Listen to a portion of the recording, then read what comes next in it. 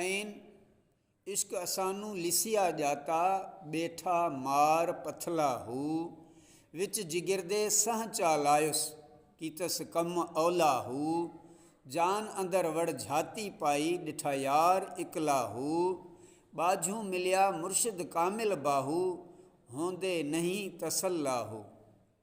तर्जुमो, इश्क असांखे ज़ईफ़ ऐं कमज़ोर सम्झो, इन करे पलथी हणी दिलि में ॼमी वेही रहियो। इश्क त बिल्कुलु उबतो कमु कयो ऐं मुंहिंजे जिगर में चूरनि वांगुरु चोरनि वांगुरु खाट हणी दाख़िल थियो।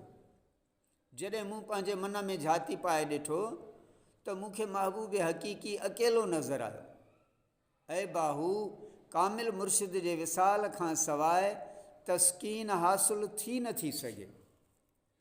ऐं आशिक़ नेक सलाहें लॻदे ताकियूं उजाड़दे घर नूं हू बाल माता बरहों वाला न लांदे जान जिगिर नूं हो जान जहां सब भुल गयो नी पई लोटी होश सबर नूं हो मैं कुर्बान तिन्हां तो बाहू जिन्हां खून बख्शिया दिलबर नूं हो।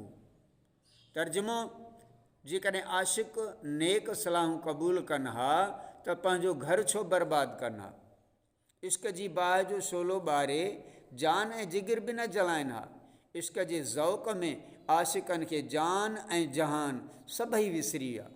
उन्हनि जो होश ऐं सबुर लुटिजी वियो।